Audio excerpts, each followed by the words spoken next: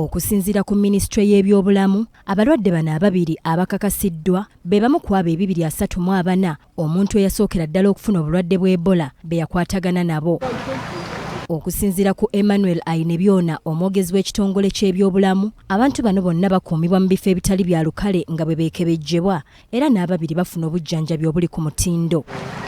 Minisitule y'ebyobulamu era ekalaatidde abaddukanya amasomero okusigala nga bali bulindaala naddala mu kaseera kano ng'abaana bakomyewo ku masomero. N'amasomero tugakubiriza okulaba nti information yenna akwatagana ku mpox ne Ebola bagiwa abaana b'essomero babategeeze nebyo balina okukola n'okulaba nti hand washing facilities, amazzi ne sabbuuni weebiri mu masomero. Ainebyona wano walabulidde abasaasaanya amawulire amakyamu naddala ku mitimbagano n'emikutu egy'enjawulo ku ndwadde eziba zibaluseewo nti kye bakola kigenderera okuwuddisa bannansi era bakikomye bunnambiro. Minisitule y'ebyobulamu yerina obuvunaanyizibwa okubawa amawulire agakwatagana ku kirwadde kino.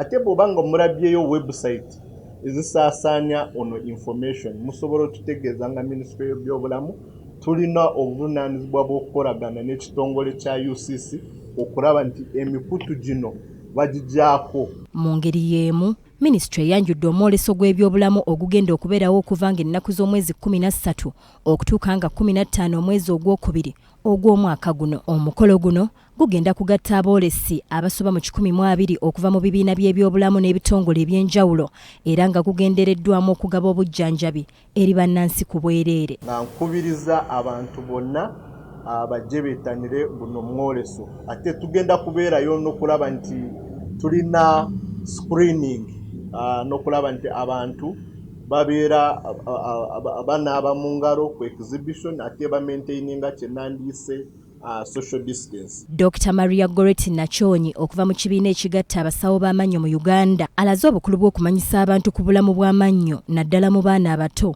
era n'asaba abazadde okwettanira omwoleso guno. Bw'oba omanyi okimanyi nti ebisale by'amannyo bya bbeeyi kasooka ojja okendeza ebbeeyi nga tukebera ku bwereere tukugamba n'ebyokukola engeri bw'okulabirira amannyo go ag'abaana bo n'aga famire yo.